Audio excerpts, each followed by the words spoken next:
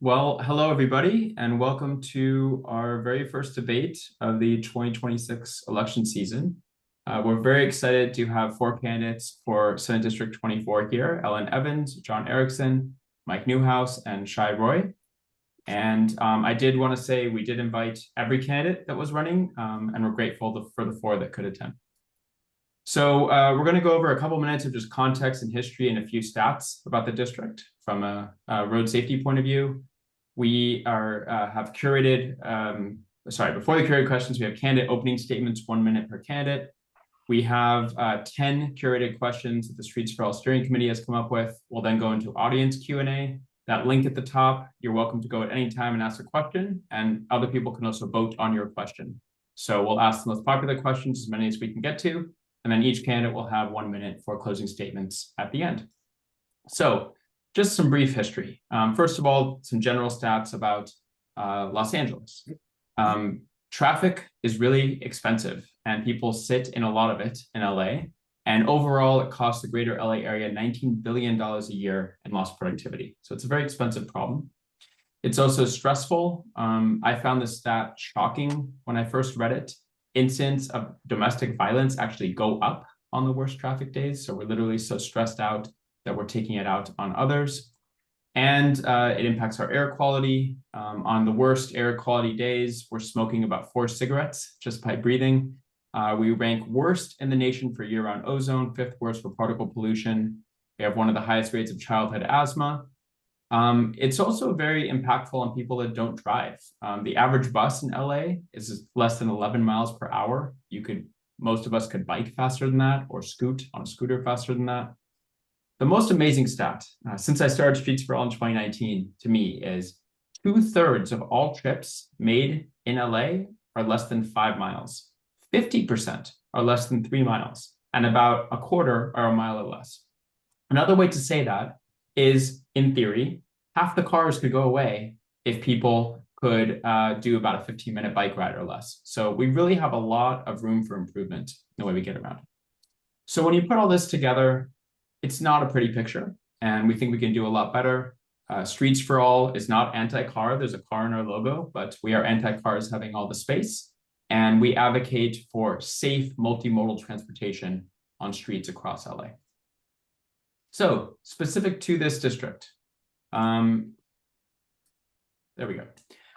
This is a huge and very important district. It includes Malibu, Agora Hills, Calabasas, Topanga, all of Santa Monica, a lot of West LA in the hills, West Hollywood, Beverly Hills, Marina del Rey, and then most of the South Bay down to Rancho Palos Verdes. This district also includes PCH, which has been problematic in the last 20 years. A lot of people have been killed and injured on that street, and that is going to be one of our questions. In the district total, in the last 5 years, 250 fatal car crashes, many more injuries. And you can see they kind of, there's a lot on the highways. This is the 405, this is the 101. PCH really does stand out as a problematic part of the district. 78 of those crashes, about a third, were on state routes. And again, one of these is not like the rest. If you look at PCH, it is just a huge problem. So we're hoping to find solutions to that. We really do want a multimodal SD24, and we're excited to have this conversation. So with that, we're going to go into candidate opening statements. The names are at the bottom. We're going to just rotate randomly on each question. And Ellen, whenever you're ready, we will begin with you. Okay, great. So maybe to open, I'll give you a 1-minute history of my life in transit. I grew up in the suburbs of Philly, and I walked to school by myself at 5. After we moved, I sometimes took the school bus, but when the weather was nice, I walked. On the weekends, I rode my bike to the record store. When my mom changed jobs, I had to take the bus to piano lessons. It was new to me, and I was scared, but it turned out to be easy. Later, in the outer suburbs of DC, I could get from school to piano lessons on the bus around the city on the metro, but forget about getting home. Public transit was hard, and my life was worse for that. When I moved to San Francisco, I kept the car that I got, but mostly used BART, Muni, and bike commuted. Then I took the car with me to New York, but transit met all my needs And when I got rid of the car, it was very liberating. 30 years ago, I moved to Los Angeles. My wife kick scooter commuted and bike commuted for years, even after being hit by a car. We trained for triathlons and PCH, so I know the pleasure and terror of that road. I know what it's like when a bike lane abruptly ends in traffic or when crossing a street feels like a strategic calculation. That's why I care about building streets that work safely and for everyone. Thank you. Thank you so much. John, whenever you're ready. Hi, everyone. Councilmember John Erickson from the city of West Hollywood. It's great to be here with you all. Always love coming to Streets for All and having these robust conversations. I've been a multimodal, safe multimodal transportation advocate before being on the city council, and since then working to make our streets safer, not only in West Hollywood, but across the district by connecting our bike lanes, but also expanding rapid bus transit routes, ensuring that our cities are doing all that we can to make sure the Metro Crenshaw Northern Extension comes through West Hollywood and connects so we can get out of our cars and into mass transit. And also making sure that all of these things play across the region by advocating for safer streets that then go into the affordability question of making sure we have housing and making sure our urban, dense environment is safe for everyone and making sure our environments are protected as a result by doing so. Running with a whole bunch of endorsements, including being endorsed by you all in the past, and looking forward to debate and getting into these really critical issues. Thank you. Mike. Yeah, thanks, Michael. Mike Newhouse here. Happy to be part of this. Look, a lot of you followed my campaign know I'm coming at it heavily from an economic standpoint, affordability standpoint, as well as an environmental standpoint, which is a big part of my background. As president of the Venice Neighborhood Council and a resident of Venice for 30 years, as well as a longtime LA City Planning Commissioner, these issues are issues that I have dealt with for, going on 3 decades now. Venice is one of those places where you see the benefits of being able to travel outside of a car. You see the benefits of being on a bike. I bike around Venice a lot. I'm on my skateboard a lot. I try and stay out of my car as much as possible. Being able to bring those benefits throughout the city, especially in our urban environments, are obviously huge. It gets cars off the road. It's good for climate change. It's good for being able to build homes close to transit, and it's good for being able to create the 15-minute walkable communities that the Livable Communities Initiative likes to talk about, and I'm a big fan of their work. So happy to be here. Appreciate it. Thank you. Shai. How's it going? Thanks so much for having me. As a doctor at Harbor UCLA, which is a big safety net public hospital, I serve our most vulnerable populations. So what does that have to do with Streets for All? Well, my patients are the people who face the worst effects of our transportation status quo, highest rates of asthma, live closest to freeways and industrial areas, and commute the longest distances. And so they generally suffer the worst impacts of how our streets are built. Additionally, as vice chair of the SMC Board of Trustees, I oversee a community college that serves over 30,000 students. Many people don't realize how big SMC is and how many students there face housing insecurity. And that's why I supported Measure SMC, which contained money to support student housing. And in order to make sure that money is used effectively, I worked on AB 648 to help community colleges build housing without being constrained by local zoning regulations. And now, as a Malibu resident and someone who's seen the dangers on the PCH, I have a personal relationship with making those roads safer. I appreciate what Streets for All does in its advocacy, and I'm looking forward to working with you to make our streets safer throughout our district.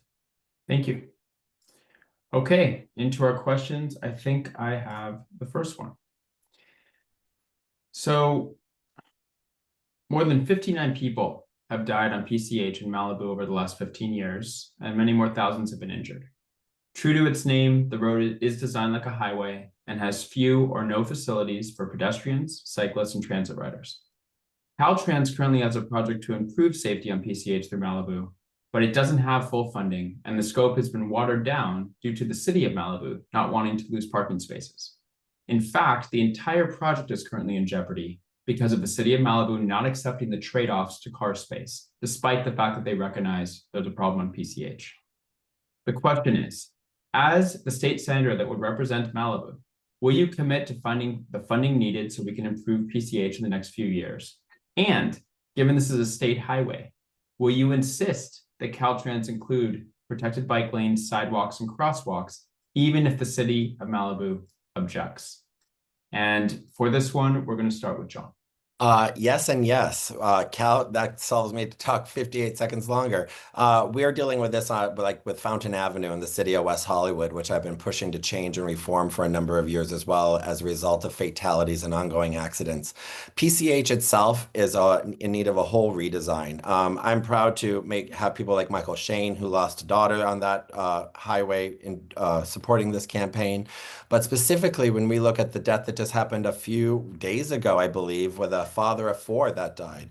We're losing lives because of the lack of the will by the state to actually do what is right, and that's including bike lanes at the sake of parking, because we can build a road that is for the future. And if we don't, we're going to continue having more deaths. That's why bills like AB 645, speed camera pilots, and everything else are critical to increasing safety on the PCH, but also wholly redesigning the street to make it better for the next 40 years. We'll make sure all of our communities are safe, and we can work together. And I have that experience with working with local communities in doing so. Thank you. Mike? Yeah, thanks. As to the first question, absolutely, it's important to find the funding to improve PCH over the next few years. I mean, any of us have been using this, highway for decades, as I have, knows that we've got big problems, not only with respect to safety, but also with respect to traffic. I mean, it's the rare day that I would ever take PCH to go anywhere. Because it just takes way too long, and it's almost become infeasible. So part one is absolutely a yes.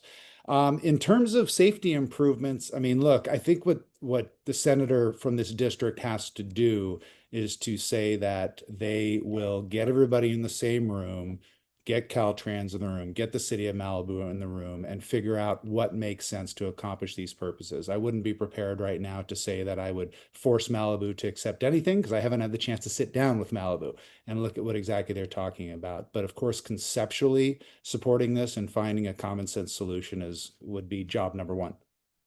Thank you. Shai? So as a Malibu resident, this is, personal to me. Speed on the PCH is a matter of life and death. 4 girls from Pepperdine died in 2023.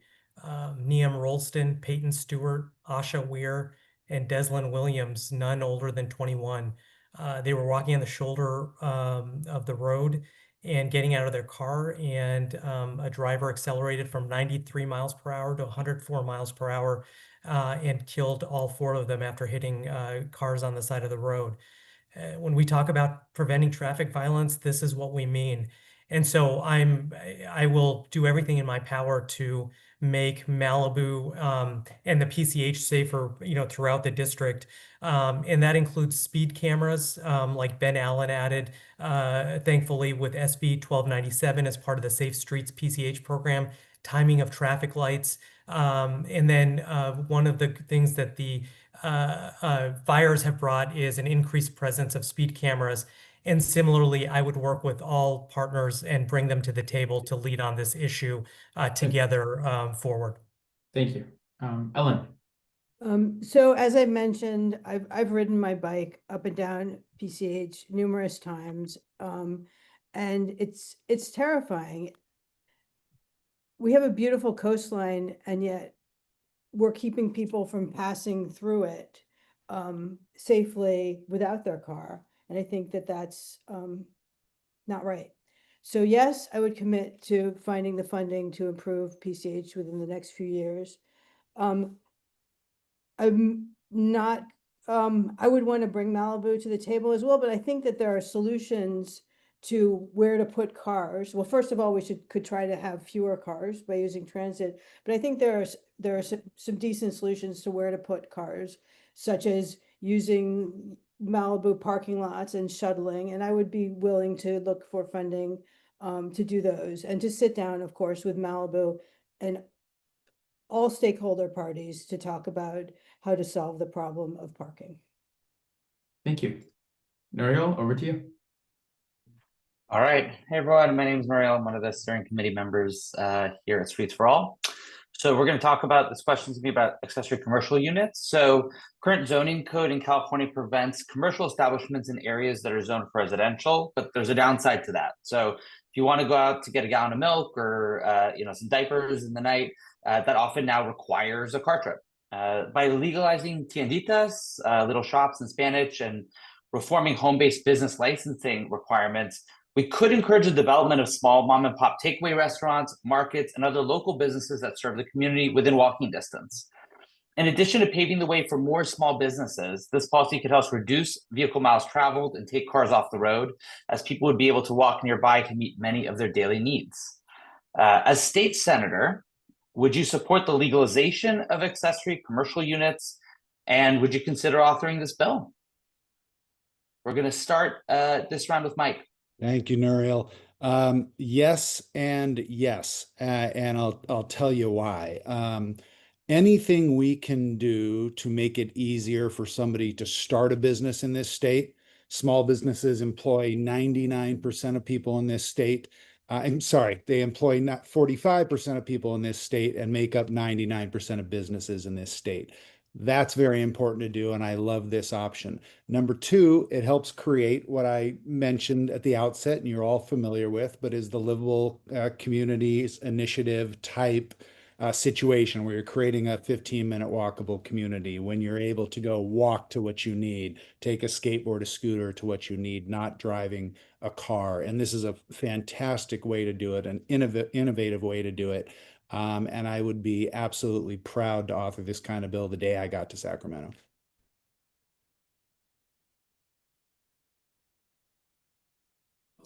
I muted myself. All right, Shai. Thank you. So I think that well thought out ACUs, neighborhood corner stores have proven to serve neighborhood needs. They can decrease the necessity of driving. They can add walkability to neighborhoods. I would just want to make sure that in the individual neighborhoods that these communities serve, and I've lived in communities like Ocean Park and in Santa Monica, and then in communities in Malibu where local markets, serve really great needs for the neighborhood. But I would just want to make sure that it actually serves a community benefit and for the local community, and not add more traffic. There is concern of additional air and noise pollution through increased large delivery vehicles, things like that. And so, as long as it's well thought out, I think that there's a huge role for these in these individual communities. Thank you. Next will be Ellen. Thanks. So I'm absolutely on board with planning for 15-minute cities, and I'm definitely open to the idea of accessory commercial units, because small scale neighborhood commerce already exists and it can enrich communities. But I think that there needs to be a high degree of community input with clear limits on scale and intensity and protections for residents, and strong safeguards so it doesn't become disruptive. I've seen, businesses in commercial areas explode and have really adverse impacts on neighborhoods. But, we've seen pilots in cities like Raleigh and Portland that show how ACUs can work. So I would definitely author a bill that shows that community has a say and that we have some guardrails. Thank you. All right, and John?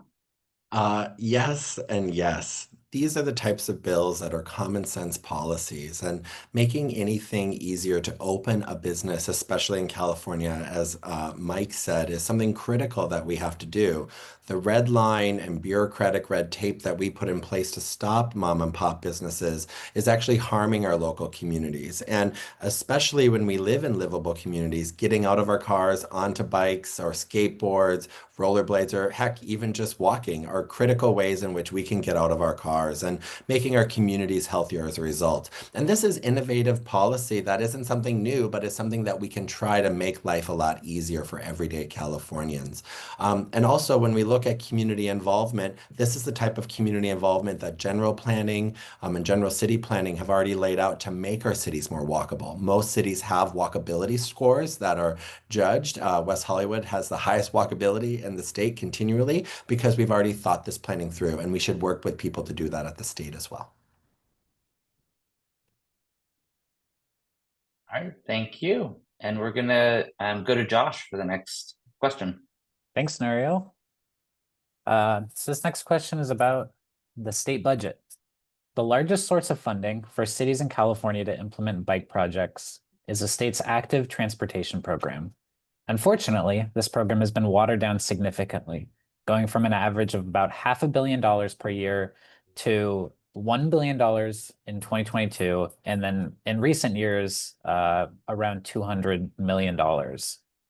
The results of this are drastic. This year, the California Transportation Commission received 277 project applications from across the state, but only funded 13 of them, 13 of 277. That's less than 5%. It costs cities tens of thousands of dollars to put together an application, and with such dismal chance of funding, cities are unlikely to continue pursuing these funds. If elected, will you push to restore and increase funding to the active transportation program? And will you work to find a permanent source of funding in the budget so that each year the funding available doesn't vary so widely? And first, we're going to start with you, Sean. Thank you. And, I think in the short term, in the next couple of years, we're facing a really difficult budget where, the state is decreasing funding to areas that are really critical, like Medi-Cal, community colleges, and so I think promising, support for funding right now for anything in such a tough budget, I think I can't promise that. What I will say is I very much support the program. And what I can commit to is streamlining the processes for grant administration. I think that you alluded to it, the grant administration process has been, delayed in some of these programs that are funding. And so, streamlining that bureaucracy is something I would commit to, and fixing the processes that support these, these things down. In addition to supporting things that build the infrastructure for expansion of making neighborhood bike lanes more expansive and safe. Great. Thank you. Next is Ellen. Ellen, you're on mute. Of course, it needs to be a priority to make sure that our communities have available active transportation. But the current budget is very concerning.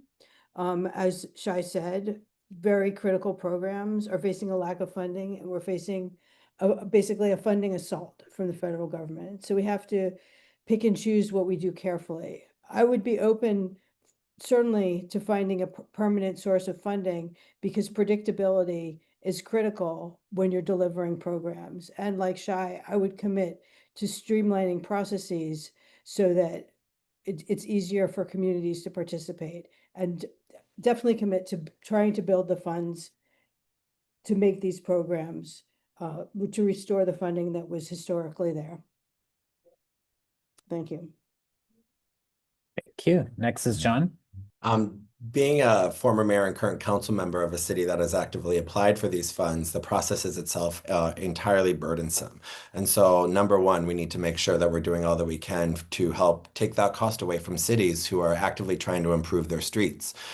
Specifically, finding a permanent source of funding will take a lot of coalition building and making sure that we're doing, even in a horrible budget year and years to come, we actively have to put our minds together to get local communities and different groups to make sure that we're finding these funds. And I want to commit to making sure that we do that and building that table so that way we can find solutions for big problems. That doesn't mean, though, that we shouldn't be pushing, even in times of hardship, for these critical funds, because we see it impact all aspects of life: healthcare, affordability, environmental actions.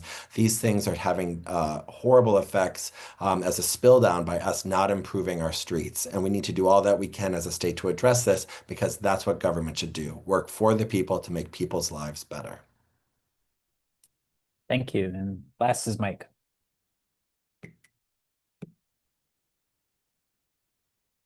Mike, you're also muted. There we go. It's a real problem, obviously, because it's not just the legislature, obviously, that's looking at this. This is all getting, funneled, obviously, through the California Transportation Commission and obviously the recommendations they're ultimately making, which obviously heavily influences the legislature and the budget process. I think what we have to do as our guiding light is to say, okay, we need to restore as much of the funding as possible as step one, and then look at whether or not it can be increased in future years. Right now, trying to restore $400 million in funding.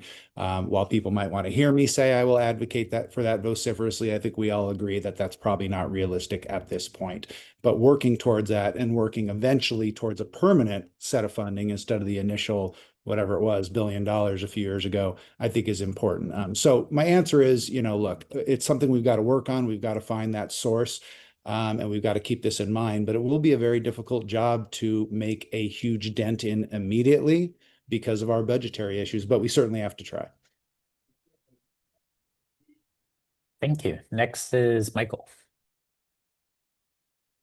So the California Department of Transportation has recently made efforts to try and create more complete streets on its right-of-way in cities. And I'm not talking about freeways, but the streets that it owns other than freeways. For example, in the district, streets like portions of Santa Monica Boulevard, Lincoln Boulevard, and Western Avenue are owned by Caltrans. In 2021, then Director Tokes Amishakin issued DP 37, which stated that, quote, all transportation projects funded or overseen by Caltrans will provide comfortable, convenient, and connected complete streets facilities for people walking, biking, and taking transit. Subsequently, the legislature passed SB 960, a bill we sponsored that mandated Caltrans implement complete streets. Despite these two initiatives, Caltrans continues to do business as usual, widening highways and doing the bare minimum, if anything, for road users outside of cars. So the question is, if elected, will you engage with CalSTA and Caltrans to once and for all solve this problem and insist that they start building complete streets on their right-of-way in cities?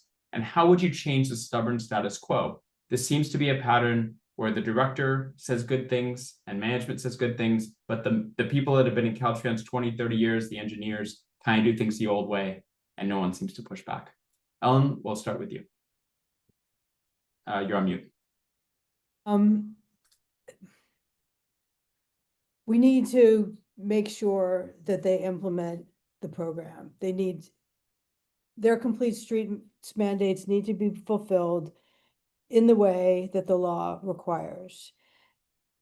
To change the status quo, I think we need to talk to the engineers. The engineers are unionized. We can talk to the engineers union. And I think if it takes that, we can drill down into more specific requirements that would make the complete streets mandates be fulfilled. And that's how I would change it.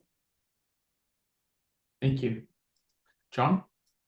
Yes, and this is a really important issue that we're seeing here even in Los Angeles with the implementation of Healthy Streets LA, with what you all passed many years ago in the city of LA doing the bare minimum, and we're still waiting on our complete streets. So yes, I would engage on these really important mandates, but Caltrans itself, much like LADWP and the entire system, needs to be overhauled. Accountability and governance oversight from the state legislature as well as constitutional officers needs to be a priority. Caltrans, as most of us know here, gets to operate pretty much sight unseen with zero accountability, except for in the budgetary processes in the statewide budget. And so we need to prioritize that if they're going to get taxpayer funded money to do these projects, which are mandated by law, that they actually do them and complete the street mandates that we have passed. And so we need to make sure that the legislature is not wasting money, because we're seeing a lot of waste, and making sure Caltrans is as a whole engaging on doing these programs once and for all. Thank you. Mike?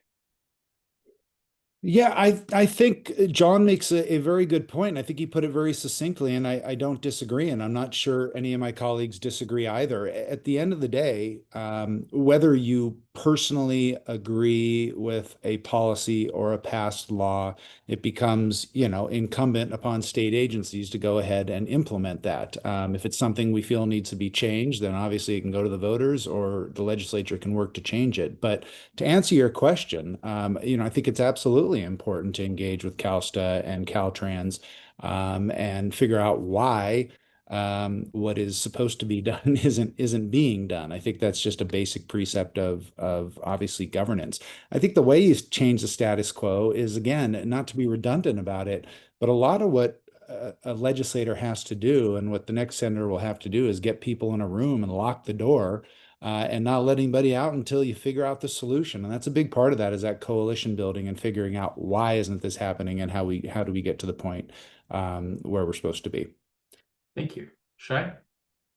Yeah, agreed. I mean, implementing, mandates that have been passed into law are critical. And so I think that, as a state senator represent a district where these mandates would, be really important, I think making sure that these mandates are implemented in a timely fashion in the district is very specifically, something that I would do. Caltrans takes too long on all projects, only focuses on cars.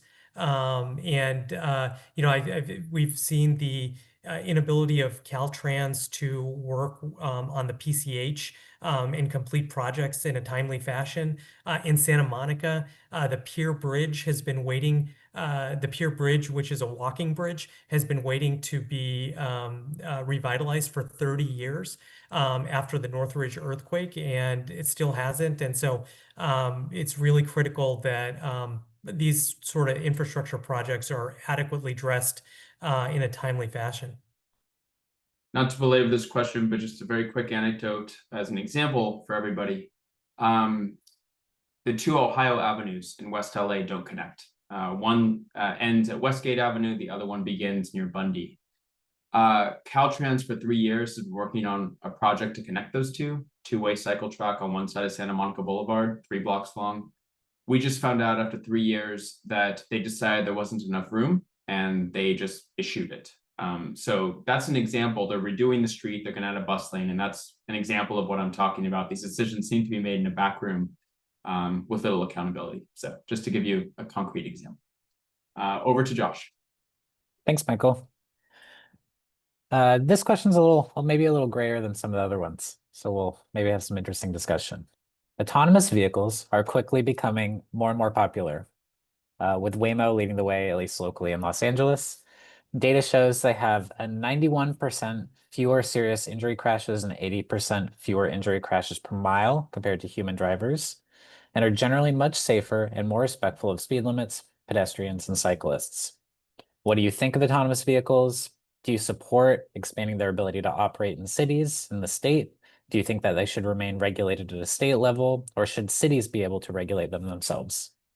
And we're going to start with you, John. Well, I feel much safer driving next to a Waymo than most people in Los Angeles. So to insert a little bit of levity here, I have been a supporter of autonomous vehicles and the expansion of that technology for a number of reasons. It's safer, and we've seen it really work, and people take on to this type of work.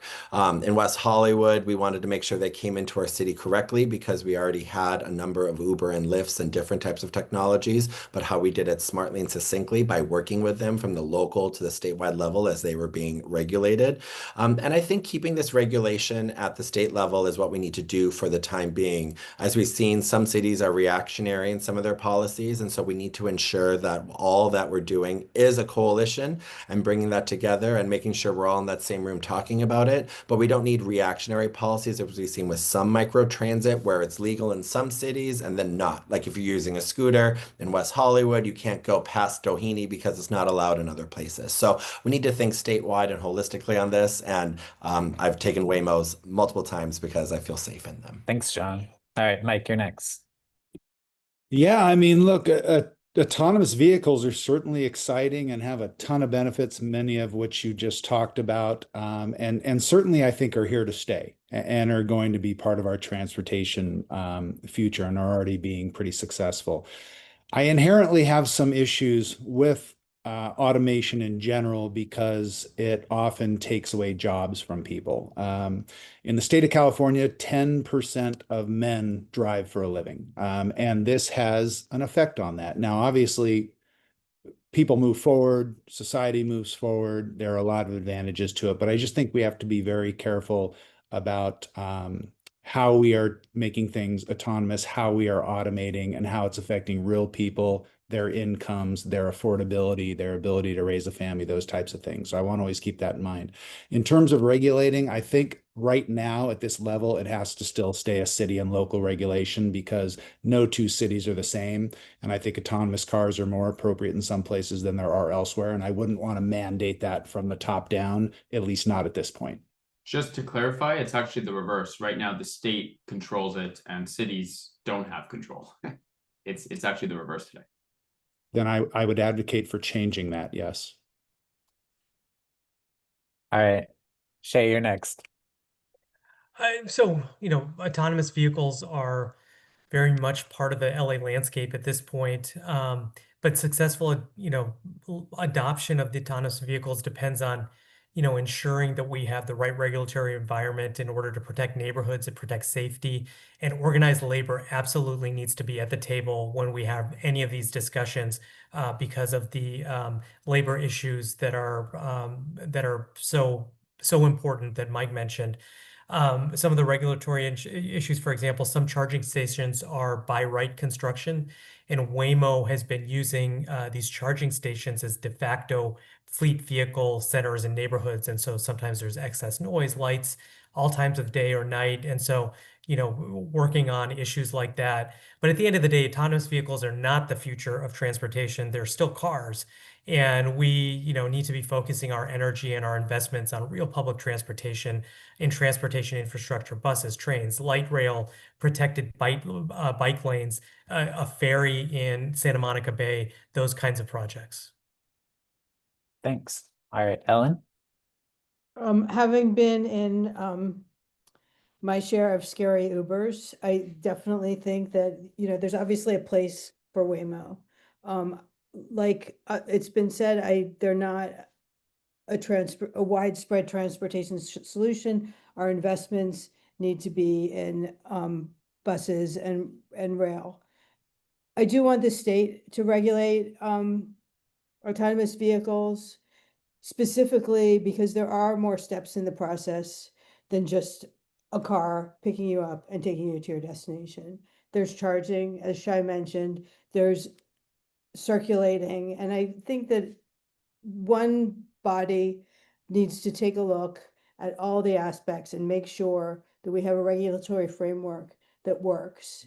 And then if cities want to modify on top of that, that should be okay. But I think the state has a role in making sure that everybody is safe and that the whole process is beneficial. Thank you. All right, I'm going to pass it over to Michael. No, you'll actually. My bad. I'll take this then. Yeah. So speed limits and cameras. So automated camera enforcement, it can help reduce bias and perhaps unpleasant encounters with law enforcement. It also can potentially better enforce the law. From speed cameras, which were authored in 2023 by the legislature, to red light cameras, which were improved by our legislation this year, SB 720, to noise cameras, which remain illegal, our streets could be safer and a lot more livable with the use of automated enforcement. In addition, cities in California today cannot set speed limits at what they think are the safe levels. Instead, and listen to this, they have to do a speed survey and set the limit at what 85% of the drivers are currently driving at, which is an insane way to set any policy, let alone speed limits. The question is, what is your opinion of automated enforcement of traffic laws? Would you support legislation to legalize noise cameras? And furthermore, would you support legislation to get rid of this 85th percentile rule and let cities set their own speed limits? Okay, so legalizing noise cameras. I think that they have their place. Certainly, I mean, where you see this happening in other ways is Airbnb regulation, right? And it's become dependent upon getting a license in a lot of cities to have noise monitors installed so that you make sure you're not being a nuisance or a hazard to anybody else in your community. So I think the idea of legalizing noise cameras, I think if it was targeted correctly and had a legitimate use, I think that that's a worthwhile issue to look at. In terms of supporting legislation to get rid of the 85th percentile rule and allow cities to set their own speed limits, I got to be honest with you. Thank you for that. I had not heard that. This is new to me. I'm on the trail. I feel like I know everything going on or being proposed, and I honestly didn't know about that. That does seem pretty unreasonable. I'm going to look into it more, and I do, as a concept, support a city being able to set their own speed limits within a certain level, obviously not on highways and things like that, but each city knows what they have. And so having some city autonomy there, I think, does make some sense. Thanks, Mike. Next, we'll have Shai. This is an especially important issue in the Santa Monica Mountains in Malibu. Over the past 5 years, Malibu has had the highest number of fatalities and serious injuries from motor vehicle crashes among similarly sized cities. Compared to the cities of similar size, of all sizes, the Malibu's ranked 91st out of 482 cities, despite being one of the smallest cities in the state. So, dealing with status quo is not an option. I'm very supportive of SB 720, and then in bringing and expanding speed cameras.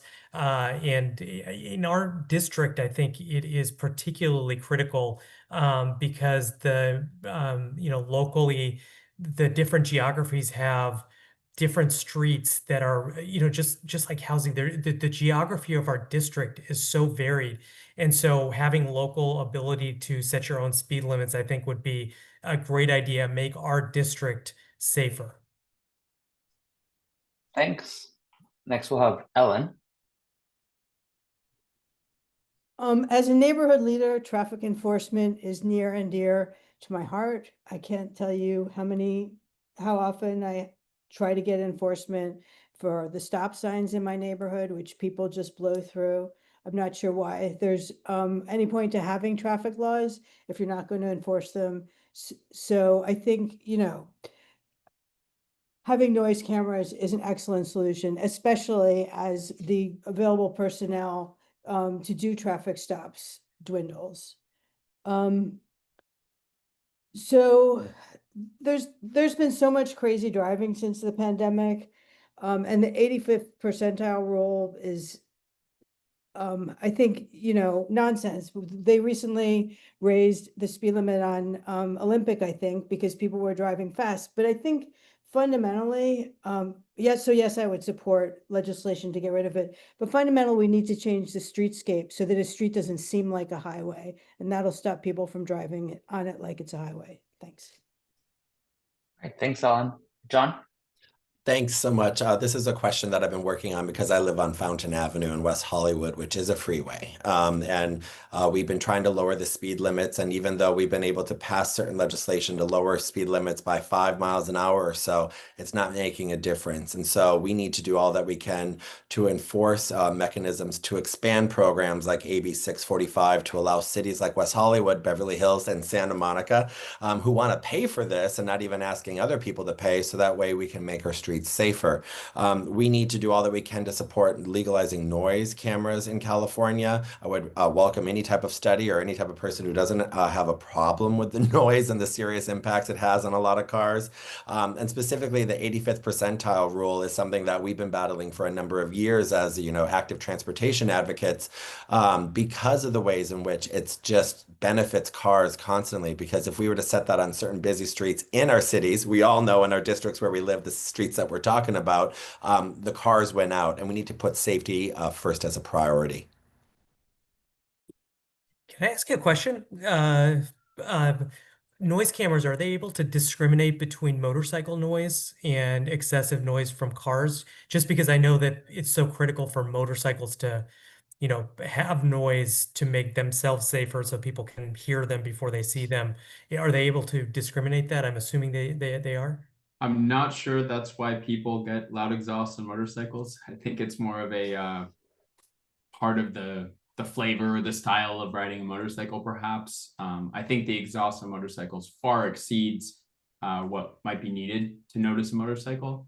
But to answer your question, noise cameras have been very effective in London, in New York City, in places where there's kind of like Los Angeles, a plethora of some people have a lot of money, some people buy really expensive cars, and some people modify their exhausts just to be cool and drive around and wake everybody up. So it can distinguish between a motorcycle and a car. There's most motorcycles in the study bill that we authored, I can tell you, are above their legal limit. Got it. Thank you. Thanks for the question. There you go. Yeah. We'll move on to the next question, which I'll also take. So this is on registration fees and EVs. So California, as we all know, has a very ambitious EV mandate. And while they emit no tailpipe emissions, there's other issues. The average EV is about 40% heavier than its gas-powered counterpart. As a result, they're more dangerous to those outside the car, and they cause more wear and tear on the roads, which means that the roads have to be repaved faster, which is more costly. Lastly, EVs don't pay taxes at the pump, which is the large source of money used to maintain those roads. 2 years ago, Streets for All got a study bill into law that directed DMV to study the feasibility and impact of weight-based registration fees for cars. Not only could this help encourage people to purchase and use smaller vehicles, but it would also help replace the lost gas tax and provide a funding source to local governments to maintain roadways. Would you support a weight-based registration fee in California? If so, would you consider directing that funding to cities to be used to repave streets and make them safer and more multimodal? So for this one first, we're going to go to Shai.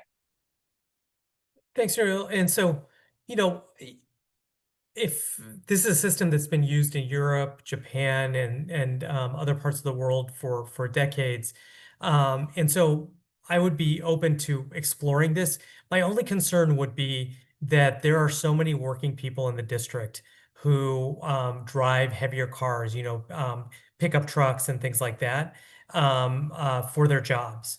Whether that's construction, gardening, those kinds of things. And so, I would just want to make sure that this doesn't become some sort of a regressive tax on working people. And so open to the concept of it, but I would just want to do everything that I could not to implement some sort of a regressive tax. Great. Thanks, Shai. Next is going to be Ellen. Yeah, I have a concern about, as Shai does, about equity and affordability. However, if we are going to see an increasing and, even dominant number of electric vehicles, we clearly have to figure out a way to replace the money from gas tax, right? Because ultimately our goal is that we have 0 people paying gas tax, right?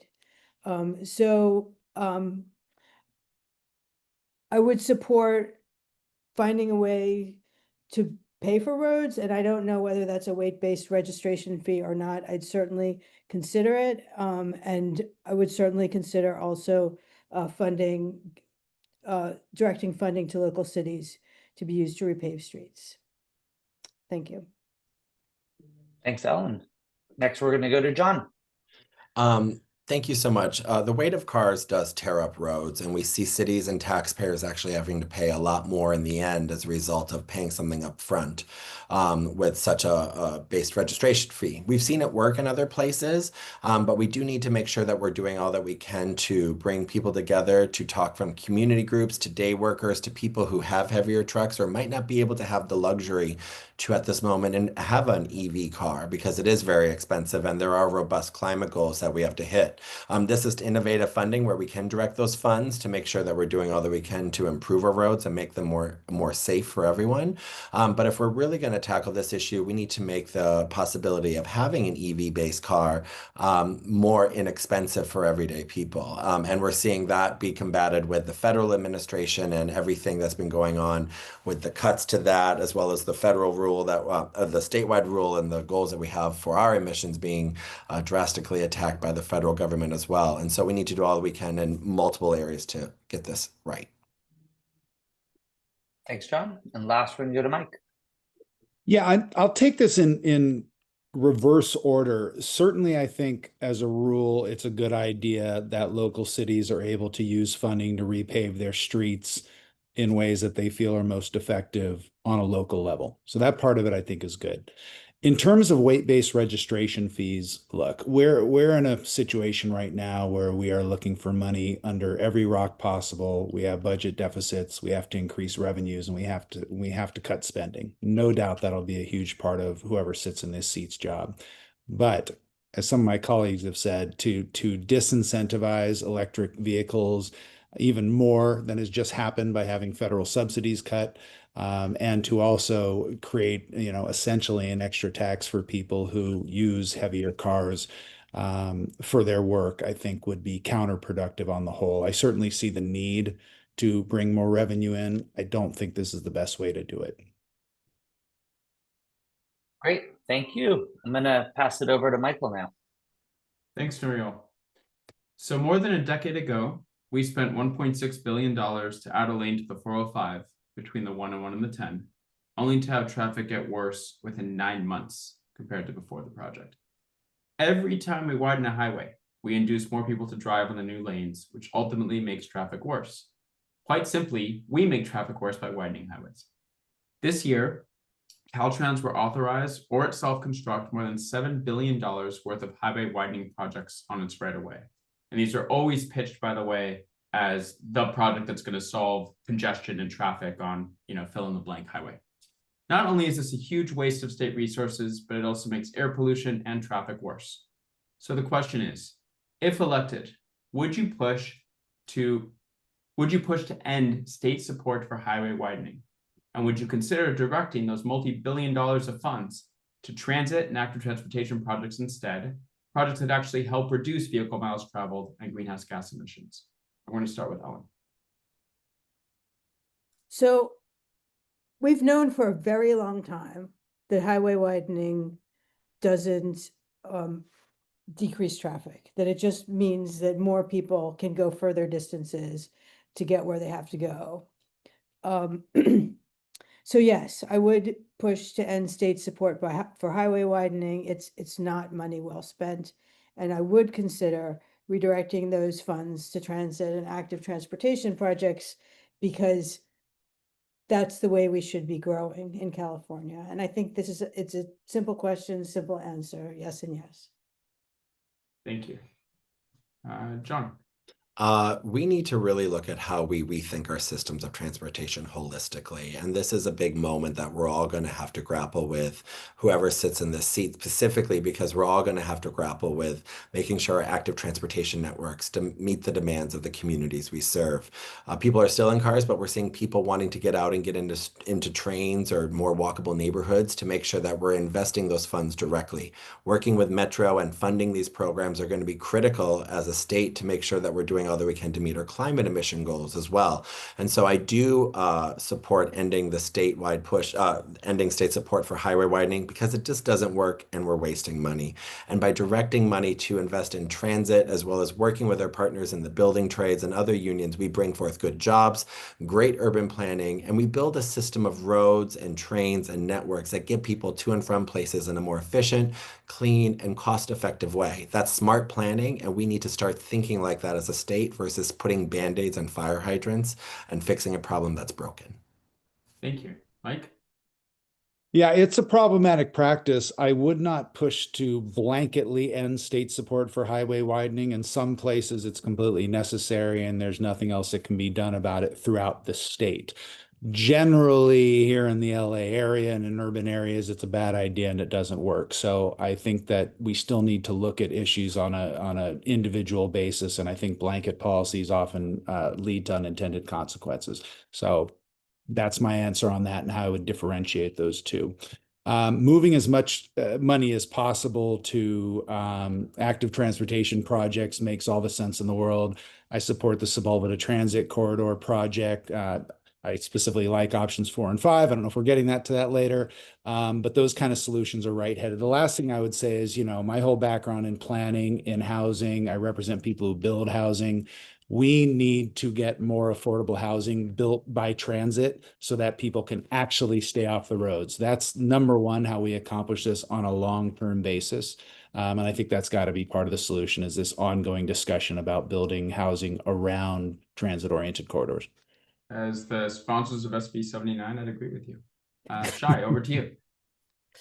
So yeah, highway widening isn't a real solve to the problem of congestion. It creates induced demand.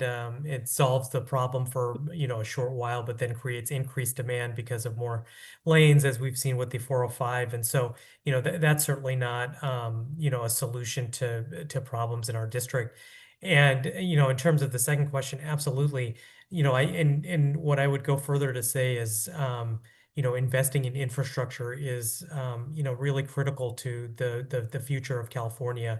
And so infrastructure projects that include active transportation projects are really important and an economic driver, in addition to creating the goals that that serve the community. Thank you. All right, we're down to our last two questions here. I have the next one. Congestion pricing went into effect in New York City in January of this year, and it's proven to be kind of a policy miracle. The money it raises is going towards funding the MTA, and it has both reduced congestion in Manhattan and reduced crashes and made the streets safer. Metro Los Angeles has been studying congestion pricing for years, and it will soon come to the board, with the most likely area being a cordon around downtown Los Angeles. However, state legislation will be required to authorize Metro Los Angeles or any transportation agency in the state to implement congestion pricing. So the question is, would you support legislation authorizing cities or counties to implement congestion pricing? And if you are really excited about it, would you be interested in authoring such a bill? And we'll start with John. This is something I've been actually really looking into because West Hollywood is a cut-through city, and what we're seeing is a lot of accidents on our streets as a result. But specifically, when we see the success of congestion pricing, we want to make sure we're doing it smart. We don't want to create a tax for people who have to drive, who can't afford certain things. So we want to make sure those communities are directly at the table. Those are mostly low income and communities of color, as well as people like me, and not so young anymore, but people that might still have to rely on their cars because they have to drive a long way to get to and from work. But this is something that my partners and friends who serve on the Metro board, who have endorsed this campaign, like Lindsay Horvath, Janice Hahn, Hilda Solis, Catherine Barger, and to name just a few, are critical in having those relationships. So on day one, we can start working together with groups like yourself and others on how we could get this right to make it most effective for the interests in which we're really trying to serve. Not penalizing anyone, but making our streets safer and using those monies to reinvest in directly what we're supposed to be doing in updating our streets and infrastructure. Thanks, Mike. Yeah, when in doubt, I like local control. And so supporting legislation authorizing, cities to implement congestion pricing, I think makes sense. I think that a city should have the right to do that if they feel, based on all their stakeholders getting to the table, that that's an effective way to deal with congestion, then they should certainly have the right to do that. And I support that. With respect to authoring such a bill, sure, I would certainly be open to doing that. Again, you got to get everybody to the table and make sure it makes sense. But giving that local control, I think, is right-headed. I join John in what he points out, which I think everybody here would agree on. It's common sense. If you need to get into the city to drive and it's part of your job, you should have an exemption. If you're doing commercial deliveries, you should have an exemption. If you're low income, you should have an exemption. So part of making it work is making sure that it doesn't become a tax or a new affordability burden to people that have to do this. But conceptually, we have seen it be successful in a lot of cities. And so I support it in concept if that particular municipality is interested in doing it. Thanks. Shai? So, in theory, it makes sense, but, I think the most critical issue in our district is affordability. And so this is something that, it depends on how it's implemented, but this is something that could potentially make, the district more unaffordable. Congestion pricing has been around for a long time. Singapore, I think, has had it since the 1970s. London, Stockholm, and then you mentioned some of the recent areas. San Diego has the high occupancy toll and has had it for years. But by its nature, it is an regressive policy, and so a regressive tax. And so I would just be hesitant to implement that in a place like Los Angeles, where it's not a centralized city where there's one centralized neighborhood. It's a sprawling city, and that's the way that it's been built. And so I think it would be very difficult to implement this without affecting working people. And, I don't think anybody wants that. Okay, and thank you, and Ellen. So, congestion pricing can be a great tool, as everybody said. But it's regressive. And sometimes there's not a good alternative, especially for working people. And I'm thinking of, construction people in my neighborhood. There's not a good transit option for them to get to the job site. And so congestion pricing is only helpful, I think, if you have a place that you're trying to an alternative method for people to get where they want to get. Authorizing cities to implement congestion pricing is troubling to me as well, because we are so interconnected. So if West Hollywood implements congestion pricing, it's not like the traffic is going to go away. The traffic is going to Los Angeles and other places. So I would be wanting to learn more before supporting legislation authorizing cities to implement congestion pricing. Thank you. Over to Josh for our last question. Thank you, Michael. So our final question is about the Coastal Commission. The California Coastal Commission was originally set up to preserve the beauty of California's coastline. It has since become a de facto dictator over transportation and housing policy along the coast, scaring away developers who want to build more housing along the coast and maintaining the status quo that people must drive to the beach. The Coastal Commission has also opposed things like outdoor dining and bus-only lanes, bike lanes, and other multimodal transportation options in favor of car driving and parking space. I'll also add that they are quick to approve projects that involve new oil wells or oil refineries. What do you think of the current mandate and structure of the California Coastal Commission? And given so much of SD 24 is within their jurisdiction, do you think it's time to reform them? If so, what kind of reforms would you propose? Yeah, this is me, I assume? I'm sorry, Mike. Yeah, you're starting. Yeah, okay, good. Look, the Coastal Commission has become problematic for almost every interest it seems like there is throughout California. It doesn't matter who you talk to, they're unhappy with the Coastal Commission. I think the problem is that the Coastal Commission was set up in, I believe it was 1972 when the Coastal Act passed, and it was to protect our beaches, to protect our coastal access, right? To not impede access to the coast. And somehow there has been a lot of mission creep with the Coastal Act. I agree with you that the Coastal Commission often gets in the way of good development, of good housing, of good projects that would have absolutely no impact on access to beaches. I live in Venice Beach, and it's bizarre when the coastal zone goes from Lincoln all the way to the water. If you're out at Lincoln, you are nowhere near the coast and you are not impeding coastal access. Yet, if you're on the west side of the street, it's almost impossible to get a coastal development permit and to build anything. So we really have to reevaluate the kinds of decisions that are coming before the Coastal Commission and the breadth of the Coastal Commission's jurisdiction. Thanks. Yeah. Next is Shay. So, we lost our home in the Palisades fire in Malibu, and we first thing that happened within the first couple of weeks was to help expedite people getting their permits, was taking the Coastal Commission out of out of that process. And that tells you everything you need to know when you really want to get families home, when you really want to get something built. You have to take the Coastal Commission out of that process.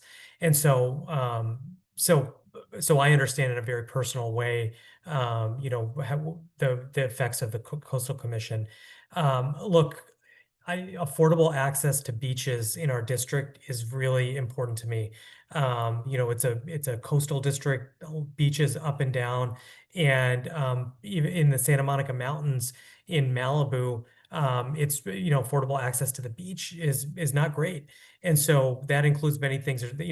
I believe in making it more bike friendly, making it easier for people to come in, maybe with bus services, ferry, but also one of the things that I will say is that the Coastal Commission gets criticized for its insistence on parking and parking spaces a lot. I will say in Malibu, it is a critical part of it because it is unsafe to park on the PCH near the beach, and so people, You've gone over time a little bit. I'm Oh, sorry. sorry. It's all good. I'll Ellen, conclude on that then.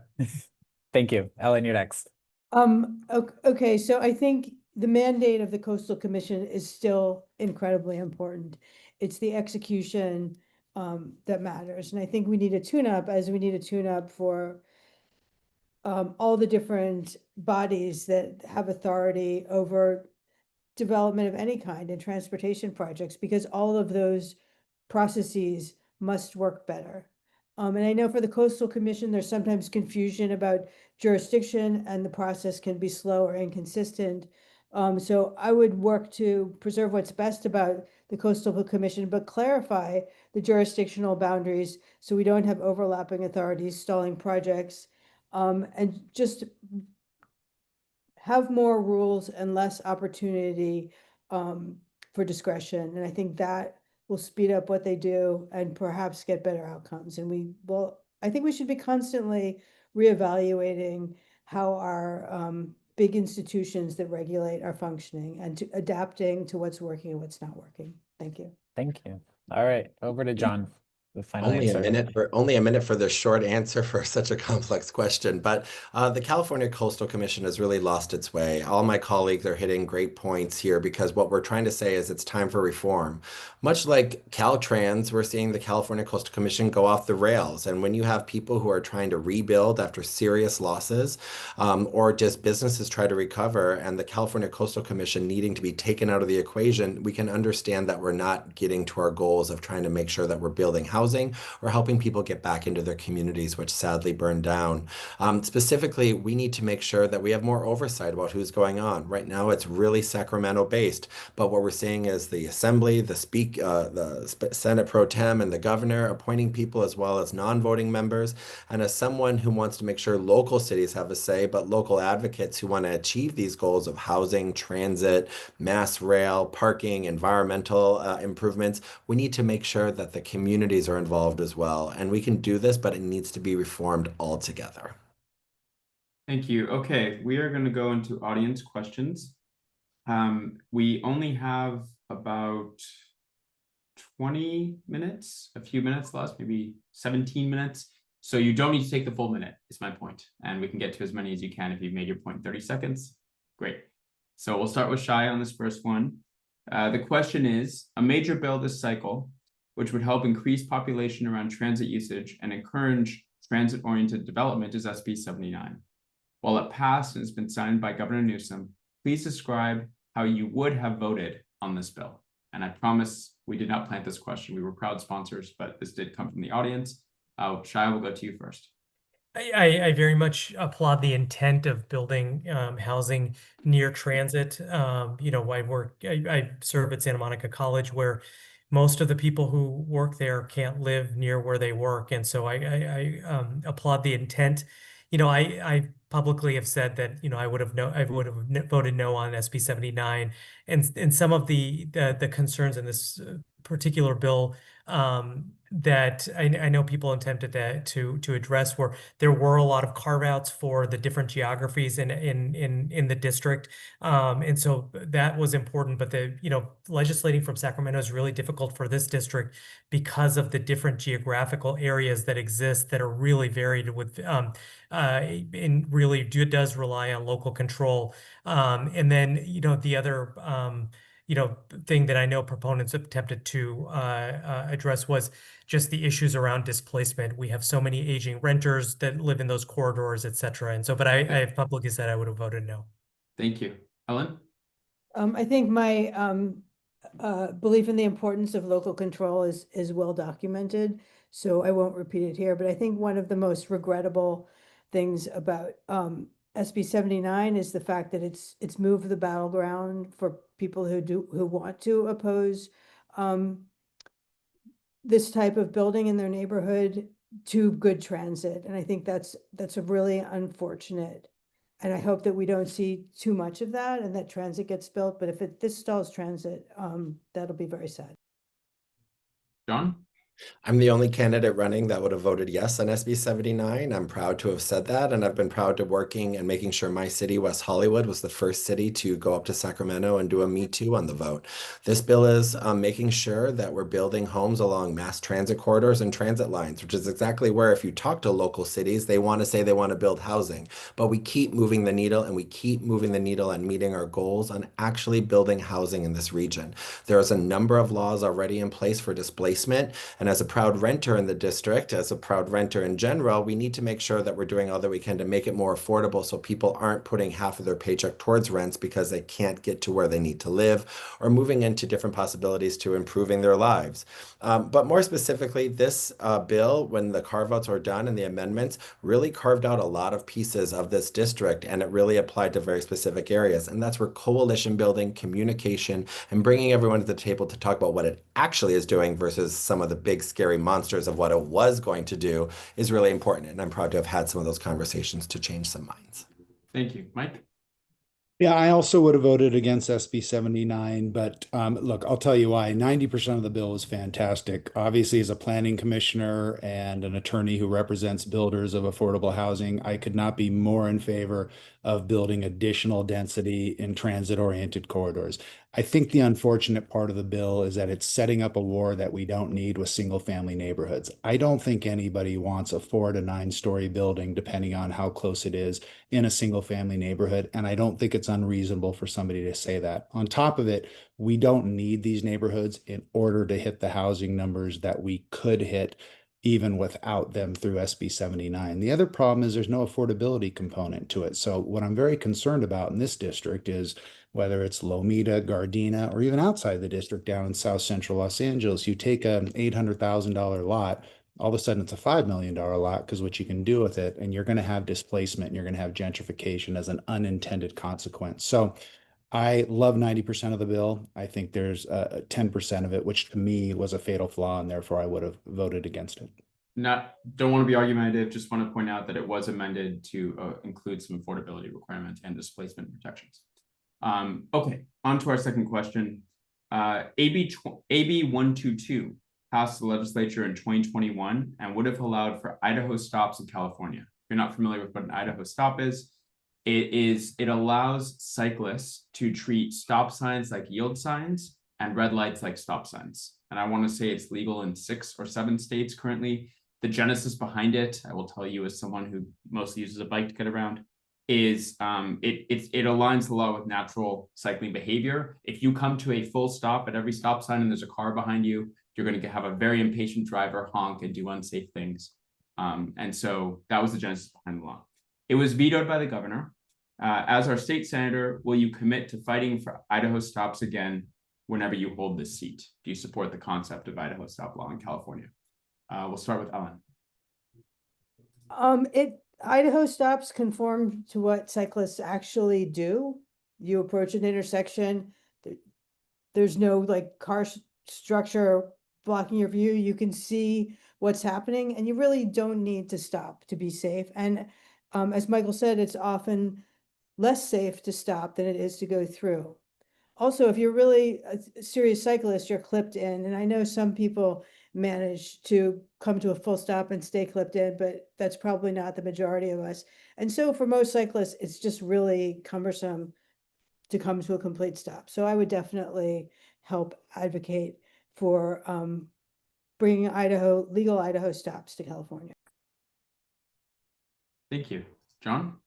Yes, I made sure the city of West Hollywood was on record supporting this bill. It's just like Ellen said, common sense. I hate when I have to go up to a stop sign and slow down and then get pedaling again. So I appreciated her description of that. But specifically, there have been numbers of studies that show that this is safer for cyclists. And so I would commit to doing this and working on this. Mike? Yeah, I don't see it as a major issue. It's how people bike. People need to be obviously safe. Most cyclists aren't going to come to a full stop. You make a fair point about a car behind a cyclist who might come to a full stop as opposed to simply riding a bike the way the rest of us ride a bike. So I don't see it as a huge problem. I don't see it as something that would be worth the time to oppose. And I think it does mimic natural cyclist behavior, and I certainly don't think it causes any problem for drivers.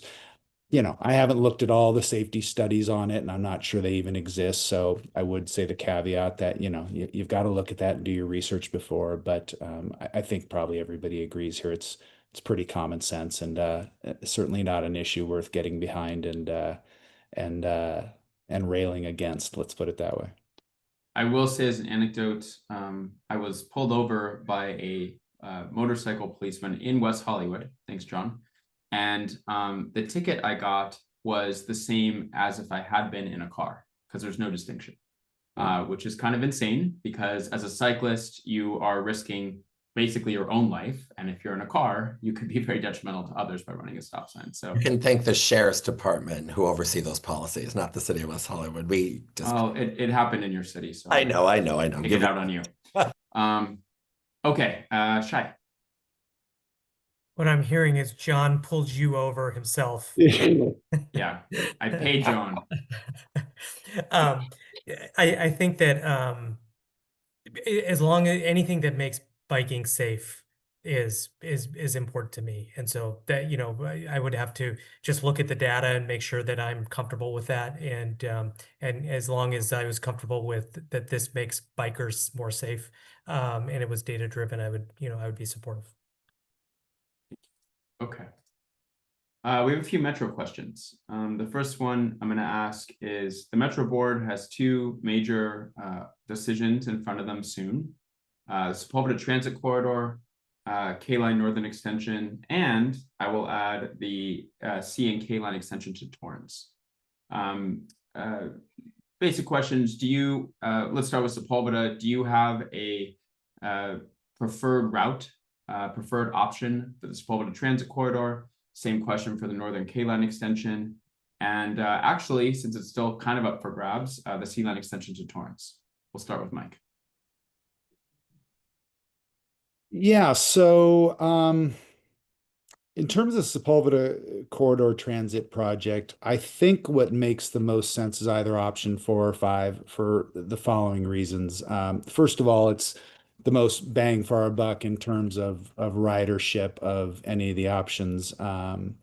And, you know, so it's most economically efficient, and we're getting the most, you know, daily ridership out of it. I do like the majority subterranean option of the two. I think option 1, when you're talking about a bus getting people over to it, it's going to really kill ridership. My only hesitation and qualification about options 4 or 5 is that they're automated. Obviously, they're driverless. This goes back to my issue of, you know, jobs and in a time we're having such affordability issues with that. Having said that, in option 6, you know, you've got drivers driving it, but it really does cut down on efficiency and it cuts down on ridership. So where I am right now on it is I support options 4 and 5, which are, you know, very, very similar. Thank you. Shay? Yeah, option 4 with the underground element, option 5 is similar. I think that that's a really critical thing coming to the district. We just don't utilize. It's a unique opportunity to utilize the underground, and so I think those are the 2 options I would favor as well for the project. Any opinion on Sea Line Extension to Torrance, K-Line Northern Extension? I mean, these are all infrastructure projects that I would be really committed to helping get done. I think it's a critical role of the state senator. And I would, how would I get that accomplished? It's working with local government. And so, I have the support of 22 out of the 26 electeds in Santa Monica because I've worked and so much support in Santa Monica Mountains because, I've worked on so many projects over the years in good faith with people. And these are the types of projects that I would be able to work with local government and help get accomplished. Thank you. Not hearing any fans for the monorail so far. Ellen. Yeah, so I think the good news is that we're talking about 3 major projects. And I think, it's pretty clear that tunneling under Bel Air and going directly from the valley to the UCLA campus is the best option. And we don't want to see lame options. This is Los Angeles. We should be able to have the best public transit possible. So it's clear that that's the best public transit possible. But I think Metro needs to do a better job of interfacing with the community that they're talking about tunneling under so that they can get support there too and not have to choose a litigation averse alternative, which would make us all poorer. As to the other projects, the K-Line Northern Extension, I've only thought about from a selfish perspective, not a policy perspective. So I like the West Hollywood route because I live near West Hollywood. I'm not sure exactly what the extension is, whether it's a yes or no to the Sea Line extension, but that definitely should be implemented. Thank you. I'm not sure there's a litigation-free option with Fred Rosen in the picture, but we'll see. John. Definitely support alternative 4. It's $5 billion cheaper than alternative 5, and whatever we do and whatever they choose, having a dedicated stop at UCLA is critical for those students. Additionally, Metro K-Line Northern Extension through West Hollywood, getting on at San Vicente and Santa Monica and taking it all the way to LAX is a dream, as well as expanding the Sea Line Extension down to Torrance. We're going to need serious state legislation as well as potential funding mechanisms. In West Hollywood, we ran a state law with then Assembly Member Laura Friedman when I was mayor to help with TIFIA loans to make sure that they could be set at a different rate so that way local cities that are investing in these programs can take out loans, capital projects, you name it, so that way we could pay for them so every city's paying their fair share. This type of innovative statewide policy making is going to be critical to moving these things forward because the federal government is not prioritizing this type of rail system and so we're going to have to do all that we can as a state to still invest and work with our partners in Metro to accomplish these innovative and amazing projects. Thank you. I'm not sure we have time. Well, I'll try to ask one more question if we can keep it to, 20 seconds if possible. The question is SB 2097 banned parking minimums near transit. The question is, should California go further and ban parking minimums statewide, even outside of transit areas? Just to be clear, this is not banning parking. This is banning parking minimums, which can often eat up developer budgets and make housing more expensive. We will start with Shai. Parking is a critical part of it. Right now, I don't, I do believe in local control, and so I think that having an ability to have the adequate number of parking spaces is important. And so I'd have to look into the specifics of a bill that would, go further. But I do believe in local control on issues like that. Okay. Ellen? I think, the need for parking or the perceived need for parking is really individual site by site. I can understand where parking minimums can get in the way, where having parking is not necessary. And I would look for ways to figure out how to do it, how to be more precise in targeting if we're talking about not requiring X amount of parking. John? Parking minimums hurt businesses, especially businesses trying to get by on the bottom dollar. So all that we can do to make sure that we're doing that at a state level is critical. I authored a study and did so and banned parking minimums in West Hollywood in that way when I first got elected. And working as a statewide elected official, looking at this critical component is smart urban planning and allows for people to get out of their cars and not rely on them so much. And making sure that everyone's at the table and having a conversation is a critical component to taking on this really critical, I said critical 5 times, but taking on this very important issue. Thank you. Mike? You look, as a planning commissioner on the LA Planning Commission, 2097 has come up as the rule these days, not the exception. Like, it's a very important tool in terms of updating our parking needs and not having those requirements stuck in the 1970s where they were for a long time. Overall, if targeted, it's been helpful to development, it's been helpful to build housing, and it's been helpful to businesses. The problem is if you expand it too far, I think you're going to get a lot of unintended consequences and wake up 10 years later screaming, what did we do? So I think retaining some of that local control, leaving 2097 where it is for now, I think makes sense. Doing it blanket throughout the state, I think is probably a bridge too far, at least right now. Thank you. So we're now going to go to candidate closing statements, 1 minute each. We'll start with Shai. Hey, thank you so much. I really appreciated the discussion, and I really appreciate you putting a forum together on these critical issues that are critical in our district. And so, I've had a leadership experience in a wide variety of realms. I've been LA County Medical Association president, Santa Monica College president, Santa Monica Democratic Club president, PTA president of my son's elementary school. And, I have a lot of experience working with people to get things done and to accomplish things. And so, in Sacramento, I would look forward to working with you and your group to get things done that helps our constituents in the district. And it's the reason why I have so much support in the district from people who have worked with me in Santa Monica and the Santa Monica Mountains and down to the South Bay. And so, just really grateful for your consideration of my candidacy. Thank you. Ellen?